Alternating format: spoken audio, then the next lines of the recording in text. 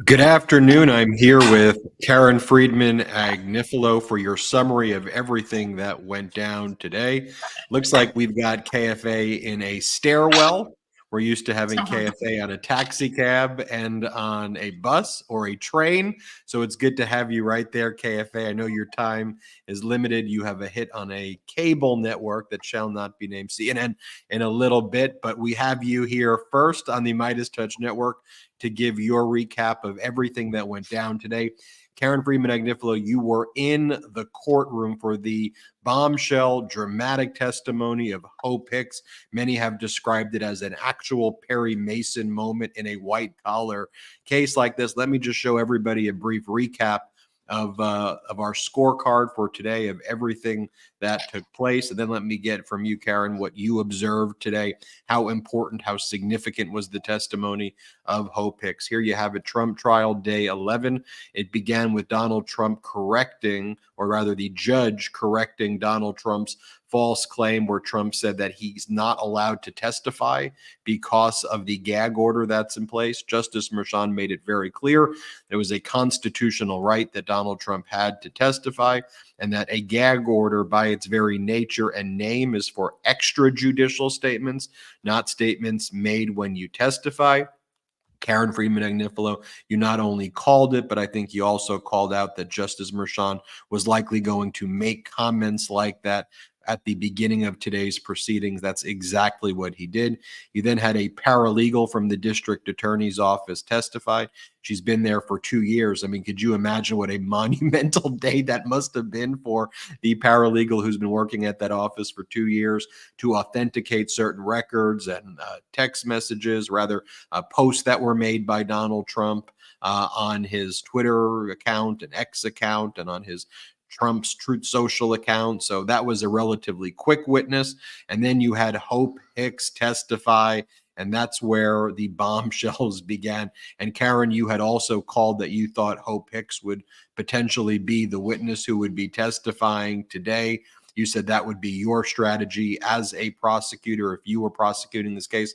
Of course, you've worked at the district attorney's office for nearly 30 years. You were the number 2 at that office. So there's clearly a mind meld there on the strategy. And your former colleagues knew exactly what that was the right decision to do going into the weekend. You see Todd Blanche right there looking exasperated as Donald Trump left the court. He said, well, that was an interesting day. That was a pretty interesting day.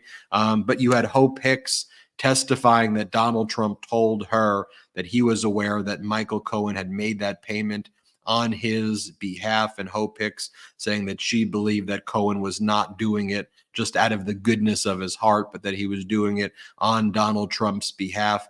I think Hope Hicks then realized the import of what she was saying, and that could truly kind of bury Donald Trump. And that was the one missing link that she provided right there. And so she started to break down. She started to cry. But you were in the courtroom, Karen. Explain everything you observed.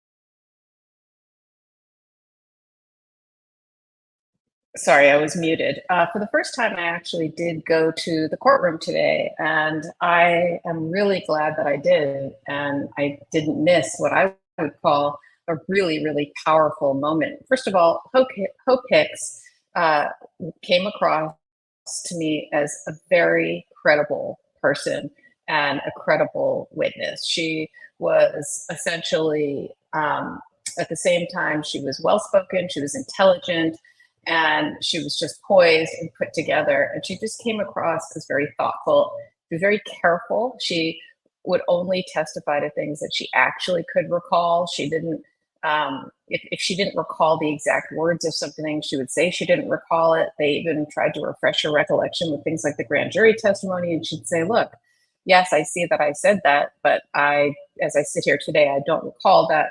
And all of that, none of it was anything in particular that was really important necessarily, but she just came across as someone who was thoughtful, careful, and credible. So on top of that, she's charming, she's intelligent, she's beautiful, and she doesn't seem to have any axe to grind at all against Donald Trump. You can tell she really cares about him and his family and really cherished her time working there. was an exciting time working on the campaign. And so all of those things seemed very palpable to me. And she really felt like she was just saying things as she remembered them. She began her testimony saying she was nervous, and discussed she kind of helped take the jury back to 2015 and 2016 and what it was like back then when how intense the campaign trail was, how they would go to 3 different places in one day, and how she was in constant communication, obviously with Donald Trump as well as with Michael Cohen, et cetera.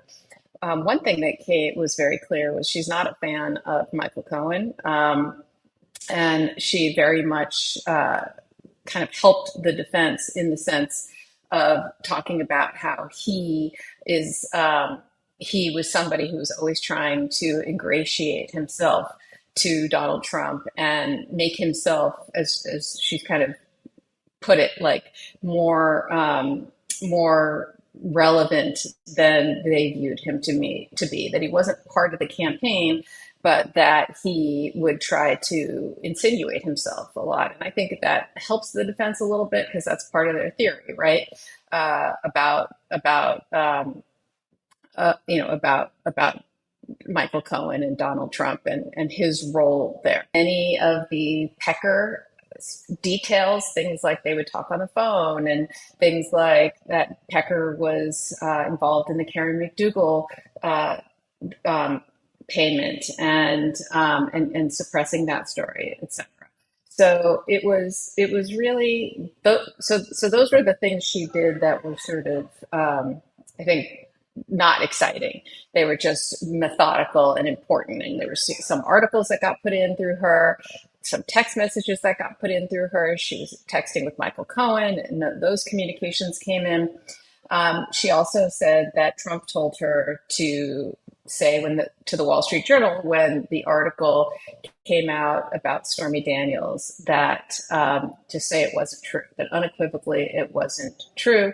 She said Trump wanted those denials included in the statements, and so she very much made it that Trump was involved in the decision making around the Karen McDougal, Stormy Daniels stories around the time of the campaign. She also talked about how at the time that the Karen McDougal story was coming out around the campaign, that Trump was concerned about his family finding out. So she definitely gave the defense that nugget of information, right? That helpful information that that's his defense, that no, the reason I was doing all this had to do with my family, not that had to do with with anything else. But then at the very end of her testimony, she all of a sudden the prosecution started asking her about this payment that was made, and I'm trying to think of exactly what it was because it was so powerful. She basically said that later on, after he was already president, they had a conversation about the payment to Stormy Daniels, and what he said to her was, "It's a good thing the story didn't come out before the election." And as she was saying it, it felt like a Perry Mason moment because she very much was saying, she very much was confirming what the prosecution theory was that the whole reason they suppressed that was because of the election. And at that moment, she started to cry, and her voice cracked.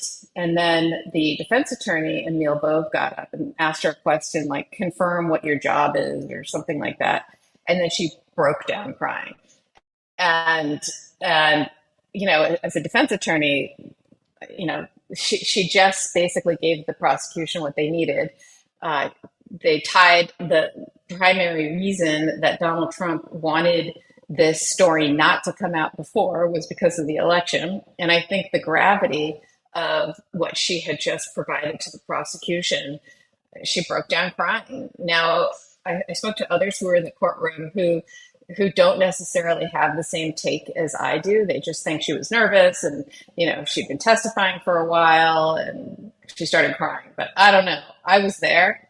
This is a white collar case. White collar cases are really boring. They're about like records and bank records and that kind of thing. You don't have these kind of moments where a witness breaks down crying after she gives a really good piece of information to the prosecution. So, I felt like that was crushing. And the reason I think I'm right is because the defense didn't touch it with a 20-foot pole. They took a break, she collected herself, and they didn't go anywhere near that statement because it was devastating. And what they did do, though, is they came out and they got her to admit that, that Trump had said to her that Michael Cohen paid off Stormy Daniels to protect Trump out of the kindness of his heart. And what Hicks did say was that surprised her because that was out of character for Michael Cohen. He's not especially charitable or selfless. He's the kind of person who goes and seeks credit for himself. So they did bring that out on cross. And then the other thing they brought out on cross that was helpful to them was that Trump cares very much for his family. He cares what they think of him. He cares a lot about Melania. He wanted Melania's approval, didn't want her to be upset, and he valued her opinion and that sort of thing. And so that was one of the reasons too, that he didn't want it coming out. So I think there's no doubt that was one of his motivating factors. He didn't want the story coming out. But in particular, he didn't want the story coming out at that time because it would have cost him the election. And so she just, I think, provided very devastating testimony to the prosecution. It's what they needed.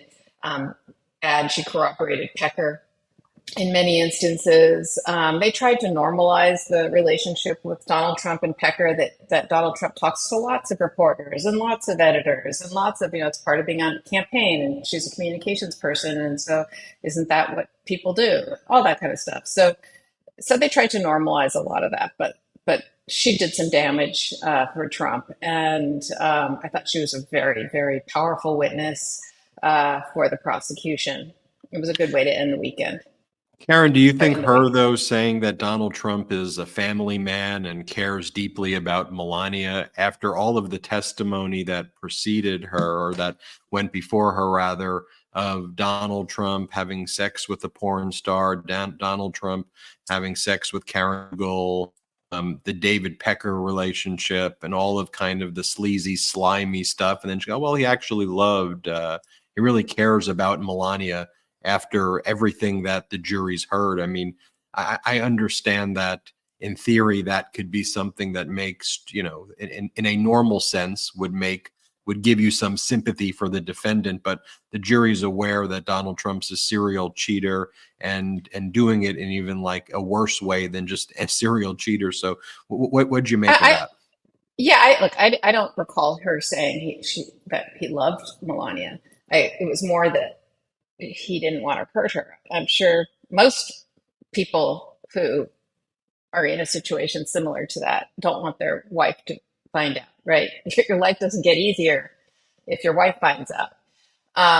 So it wasn't just her, though, it was his family. I think what she made it seem like was that he didn't want to let the family down. And whatever, I think it seemed like a normal reaction that anyone could have. I don't particularly recall her saying. And Karen, you were in the courtroom. Explain, if you can. Obviously, you can't give info about the jury, but like, what's the vibe in the courtroom? What did you observe and witness? Was the jury engaged in taking notes? You as a former top prosecutor at that office, anything kind of come to your mind about what you observed that seemed notable? Yeah, I mean, the jury really seemed like they're paying it close attention, which I thought was good. They seem engaged. They don't seem bored. They don't seem like they've made up their mind one way or another. They seem like they're really listening. They look at the lawyers. They look at the witness. They they're looking at the question being asked. They look at the witness when the witness answers. I think they're really taking it all in and trying really hard um, to listen and to hear and to watch. And I think they're going to have found Hope Hicks to be a very powerful witness. There's no doubt there's not going to be a credibility issue with her. Whether it's enough to get it over the finish line is another story, right? You still have to, you still have to, Michael Cohen especially is going to have to really link a lot of Donald Trump to the actual falsification of business records and all of that. So we still have a ways to go before they've proven their case beyond a reasonable doubt. But this was a very, very positive witness for the prosecution on balance. So, Karen, we've finished week 3. Where do you think everything stands right now? If you're advising the prosecutor, if you were a consultant for them and, they wanted your kind of candid advice right now about, are they doing better than you thought they'd be doing at this time? Are they kind of hitting the mark where you expected? Do they need to catch up to where you think they needed to be right now? How would you rate the job that they're doing versus how the defense is doing at this stage? I think they are doing an excellent job. They're methodically trying their case. I think this whole issue of the defense not stipulating to stuff, when I was a prosecutor, I didn't like when defense attorneys wanted to stipulate to things because I want to try my case. I want to put the evidence in. And if it's a white collar case, you want it to be boring. There's so many people who are talking about how boring this trial is and they better liven it up. I'm like, you want boring in a white collar case because if there's excitement, you usually don't have a witness breaking down in tears with a white collar case. It's very unusual. Boring means no one's making any strides or hay out of anything. They're not scoring any points. They're not really screwing up your case. So look, the analysts and the people who are putting these documents into evidence are impressive, and they're thoughtful, and so I think it actually helps them. And like we've talked about before, it allows the jury to see certain pieces of evidence on multiple times. So I think you're going to see a lot more of that next week. There's some of that they need to catch up on. A lot of this is a white collar falsification of business records case. We haven't seen anything yet on how they keep business records at the Trump organization and what the records are and what the entries are. Like we haven't seen any of that yet. So they have to start to prove their case, not just the conspiracy. Because that's what they've done is they've done a really good job proving this election fraud conspiracy. Now they have to prove the falsified business records part of it. So I think they're going to turn to that. I think it's going to be boring. I think boring is good. And then I think they'll turn to the payment of Stormy. That's the hush money part of it. That's what I think. What I like that they've done is they've had, big witness out the gate, David Pecker, former leader of AMI, National Enquirer. Then you get, kind of sandwich in there, kind of documents, audio, video. Then you have big witness Keith Davidson, and then you sandwich in there text messages, audio, business records. Then you have Hope Hicks. And then, there seems to be kind of that pattern, that Oreo effect or that sandwich effect right there.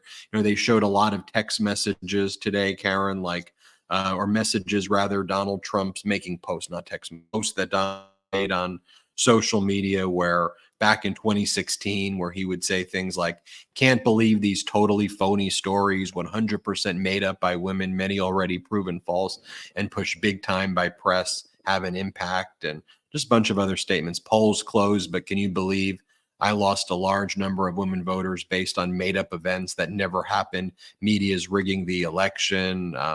And then even a more recent one, the very foul-mouthed Senator John McCain begged for my support during his primary. I gave, he won, then dropped me over locker room remarks. And then even some of the more recent posts, I did nothing wrong in the Horseface case. I see she showed up in New York today trying to drum up some publicity. And then he goes on to basically say, never had an affair with her, just another false acquisition by a sleazebag, witch hunt. And then we previously had heard that came after the testimony of Keith Davidson, who said, well, basically, we would always say no affair because it was a sexual encounter. But clearly, there was a sexual encounter, at least, that took place. But Stormy just didn't consider that like an affair. So they went with that language, no affair.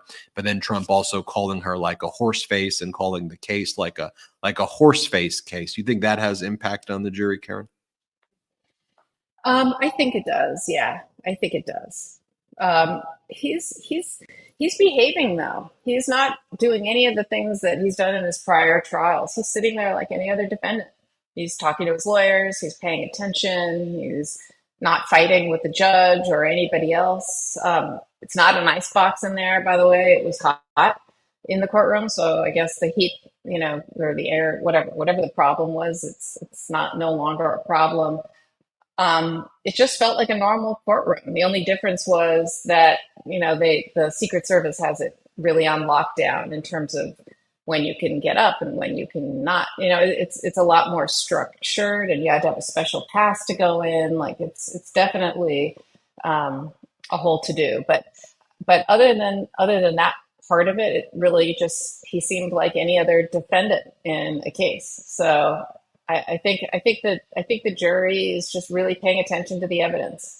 And look, his lawyers are really good. Who's really good is Emile Beauvais. He's really, I think, coming up. He did the cross examination. He did some of the arguing today. He's a good lawyer. I've never seen him before, but he's a really good lawyer.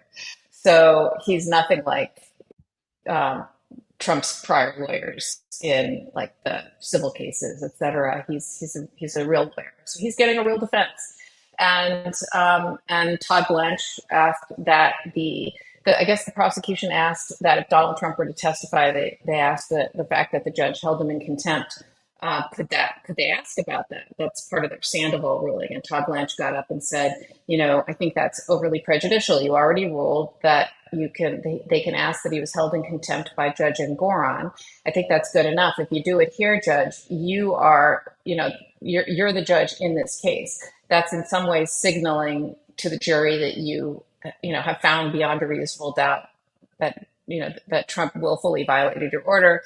That's a bridge too far. That would be too prejudicial. The judge agreed with him and actually ruled on behalf of Trump that the prosecution can't ask about that if he testifies. The judge also clarified today that what Donald Trump said yesterday, that the gag order is preventing him from testifying. The judge clarified and said, no, that's not true. You actually have a constitutional right to testify.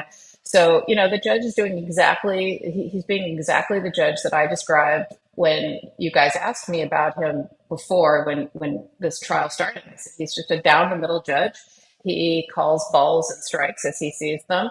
Today, he made a very fair ruling that the prosecution shouldn't go into the fact that this judge held him in contempt in this trial, that would be prejudicial to the jury. I think that's a reasonable ruling. It's on behalf of Donald Trump. I mean, that's what this judge is like. So for Trump to call him biased and all of that, it's just, there are judges that are biased, and I've seen it before. This is not one of them. And he's behaving exactly as I've seen him behave on 1,000 other occasions. He's a great judge. Karen, I know you got to head out to your next appearance. Any final words for all the legal AFers out there, what to expect, or any just notable observations you want to make before you have to go? Yeah, look, I'm really glad I got a chance to go to court, see what it's really like, and see how it is. And there's going to be some moments like today that are more dramatic than others, but there's also going to be a lot of moments where the prosecution is just methodically building their puzzle and putting the pieces of evidence in, and that's what they've been doing. And some of it will be very boring, but we're going to keep bringing these updates every morning and every afternoon, and people will know what's happening on the trial. Everybody, make sure you hit subscribe right now to the YouTube channel. Thank you so much, Karen Friedman Agnifilo, for your time. Your experience here is just so invaluable. We're so lucky to have you here. Break this all down. You may think you're subscribed to this YouTube channel because you get all of our videos, but you may not actually be subscribed. So go and hit the subscribe button.